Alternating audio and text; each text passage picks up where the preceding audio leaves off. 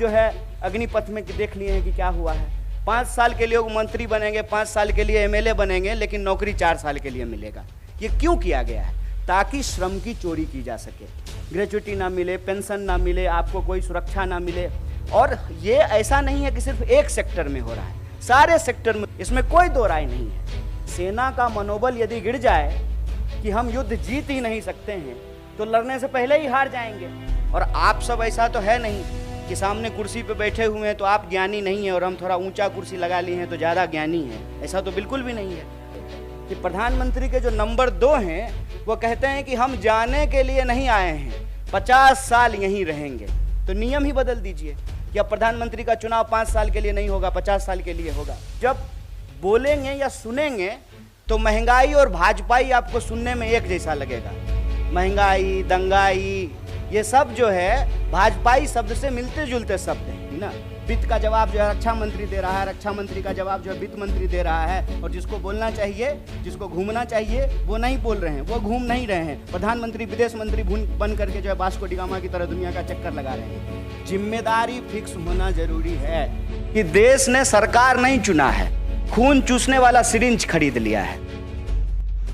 Revision के नाम पर क्यों चुप हो गई मोदी सरकार? आप यहाँ पर देख सकते हैं किस प्रकार से मोदी सरकार को लताड़ते हुए बड़ा मोदी सरकार पर निशाना साधा हुआ। जी हाँ, आपकी जो 1 रैंक 1 पेंशन रिवीजन को लेकर है, OROP रिवीजन को लेकर मोदी सरकार को सीधी चेतावनी दी गई है।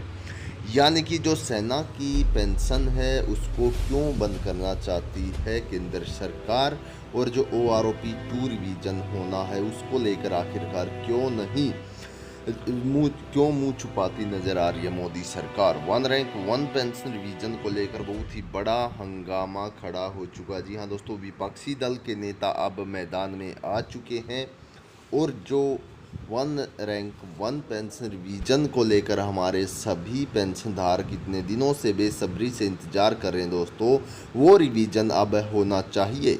क्योंकि जिस प्रकार से मोदी सरकार महंगाई बढ़ा रही है उस प्रकार से हमारे पेंशनधारकों की पेंशन की बढ़ोतरी नहीं की जा रही, जिससे हमारे पेंशनधारकों के सामने जो है मुश्किलें खड़ी हो रही है। आप सभी को पता भी होगा, बहुत से हमारे पेंशनधारक ऐसे हैं जो पेंशन पर डिपेंडेबल हैं और जिनकी जो है आजीविका बस पेंशन है।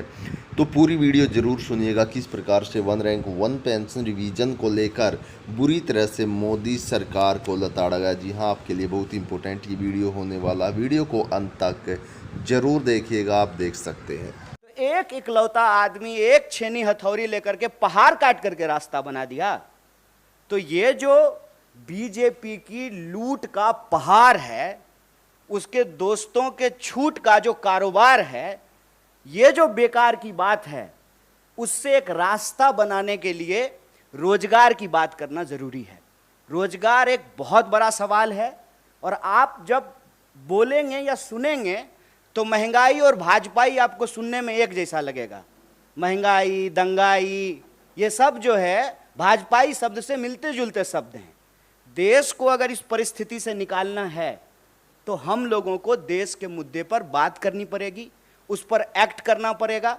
और जब हम सरकार में आए हैं तो हमारी पहली प्राथमिकता ये सुनिश्चित करनी होगी कि देश के युवाओं को रोजगार मिले, महंगाई से त्रस्त जनता को हम लोग बचाएं, सरकारी संस्थानों की रक्षा करें, लोकतंत्र की प्रक्रिया जिंदा रहे कि कल को फिर से जो है कोई सच्चा चाय बेचने वाला का बच्चा जो है देश का प्रधानमंत्री बन सके। नेहरू जी हुए तभी मोदी जी हुए हैं। तो मोदी जी ऐसी परिस्थिति ना पैदा कर दें, वो कालिदास की कहानी आप लोग सुने होंगे कि जिस डाल पे बैठे हैं उसी डाल को काटने लगे हैं। तो यह जो अलोकतांत्रिक ढंग से लोकतांत्रिक सरकार के गठन का दावा किया जाता है, यह दावा किताबी है, यह दावा फर्जी है।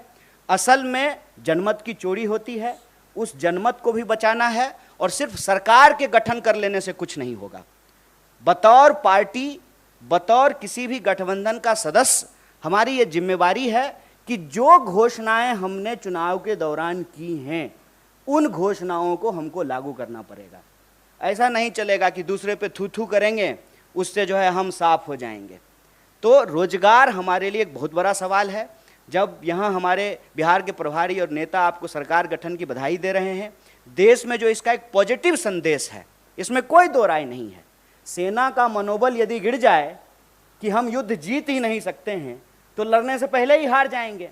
और आप सब ऐसा तो है नहीं कि सामने कुर्सी पे बैठे हुए हैं तो आप ज्ञानी नहीं हैं और हम थोड़ा ऊंचा कुर्सी लगा लिए हैं तो ज़्यादा ज्ञानी हैं, ऐसा तो बिल्कुल भी नहीं है। आप भी इसी समाज में रहते हैं। आप देख रहे हैं कि महंगाई की क्या हालत है। पेट्रोल पंप पे जब मीटर चलता है ना, तो ऐसा धड़कन भी उसी स्पीड से बढ़ने लगता है। मैं तो कहता हूँ कि देश ने सरकार नहीं चुना है, खून चूसने वाला सिरिंज खरीद लिया है। हर मुद्दे पे जो है सरकार से जो भी आप एक्सपेक्ट करते हैं, उस एक्सपेक्टेशन को तो छोड़ दीजिए। जैसा दुष्यंत कुमार ने लिखा है कि कहाँ तो तय था चिरागा हर एक घर के लिए, कहाँ चिराग मयस्सर नहीं शहर के लिए। कि पेट्रोल महंगा है, एक तरफ पेट्रोल ऊपर जा रहा है, रुपया नीचे आ रहा है। महंगाई का दर देश में सबसे ज़्यादा है। एक एक करके सरकारी संस्थान बेचे जा रहे हैं। पीएसयू को आप उठा करके देख लीजिए, परमानेंट नौकरियां लगातार कम की जा रही है, ठेके पे बहाली किया जा रहा है। कैसा परमानेंट जुगाड़ किया है सरकार ने साहब कि प्रधानमंत्री होते हैं 5 साल के लिए, संविधान में ऐसा लिखा हुआ है। लेकिन आप जो है सत्ता का अहंकार देखिए कि प्रधानमंत्री के जो नंबर 2 हैं वो कहते हैं कि हम जाने के लिए नहीं आए हैं, 50 साल यहीं रहेंगे। तो नियम ही बदल दीजिए कि अब प्रधानमंत्री का चुनाव 5 साल के लिए नहीं होगा, 50 साल के लिए होगा। जहां कॉन्ट्रैक्ट पे चीजें हैं कि आप 5 साल के लिए ही प्रधानमंत्री हो सकते हैं, वहां आप लाइफ टर्म रिचार्ज चाहते हैं, life term full time recharge. लेकिन जहां सरकारी नौकरी में परमानेंट की व्यवस्था थी, उसको एक एक करके समाप्त किया जा रहा है। आप जो है अग्निपथ में देख लिए हैं कि क्या हुआ है। 5 साल के लिए वो मंत्री बनेंगे, 5 साल के लिए एमएलए बनेंगे, लेकिन नौकरी 4 साल के लिए मिलेगा। ये क्यों किया गया है? ताकि श्रम की चोरी की जा सके, ग्रेच्युटी ना मिले, पेंशन ना मिले, आपको कोई सुरक्षा ना मिले। और ये ऐसा नहीं है कि सिर्फ एक सेक्टर में हो रहा है, सारे सेक्टर में रोजगार की यही हालत है। तो बिहार में आज रोजगार का सवाल है, पूरे देश में रोजगार का सवाल है। इसीलिए हम कह रहे हैं कि छोड़िए बेकार की बात, ये मौका है कि कीजिए रोजगार की बात। और ये मौका तब और पैदा हो जाता है जब भाजपा विपक्ष में बैठ जाती है। ये बात मैं कह रहा हूं, इस बात को आप सब लोगों ने देखा होगा कि इस देश में बीजेपी विपक्ष की भूमिका बहुत अच्छे से निभाती है। ज्यों ही बीजेपी विपक्ष में गई, रोजगार की बात करना शुरू कर दी। इसीलिए मैं आप लोगों के माध्यम से देश को अपील करना चाहता हूं कि आप चाहते हैं कि इस देश में रोजी रोटी, कपड़ा, मकान, शिक्षा, स्वास्थ्य, सड़क, बिजली, पानी, ये राजनीति का मुद्दा रहे, तो भाजपा को विपक्ष में बिठाइए। भाजपा को ज्यों ही विपक्ष में बिठाइएगा और स्मृति ईरानी जी सिलेंडर लेकर के आपको रोड पे दिख जाएंगी। भाजपा को अब ज्यों ही विपक्ष में बिठाए, बिहार में तुरंत वहां पे रोजगार की बात होनी शुरू हो गई। 10 लाख, 20 लाख, जब 10 लाख और 20 लाख का बात होगा तो 2 करोड़ रोजगार का भी बात होगा ना। तब देश का बहस जो है वो हिंदू मुसलमान से निकल करके काम पे आ जाएगा। जब काम पे बात होने लगेगी, अपने आप हिंदू मुसलमान पे बात नहीं होगी। तो जो देश के मुद्दे हैं, उन मुद्दों पर देश में बात हो। और जो एक अंधेरे का वातावरण बनता जा रहा था ना कि भाजपा तो अजय है, इसको हराया नहीं जा सकता है, ए साहब ये बिहार है, संभल के रहिएगा। यहाँ पे लोग जो है ना उड़ती हुई चिड़िया का पर जो है गिन लेते हैं।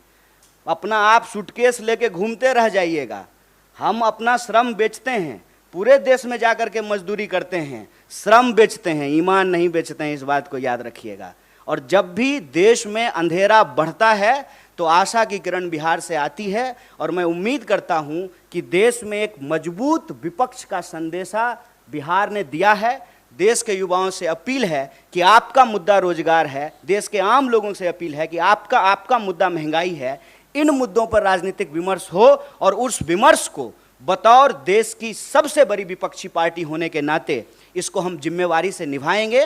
और देश के जो सवाल हैं, जो सकारात्मक मुद्दा है, जो पॉजिटिव पॉलिटिक्स है, उसको हम ले जाने का प्रयास करेंगे। आप सब लोग इस प्रेस कॉन्फ्रेंस में आए और हमारे सचिव जी यहाँ विनीत जी मौजूद हैं, आपने बात करने का मौका दिया। आप सबका बहुत बहुत धन्यवाद, बहुत शुक्रिया।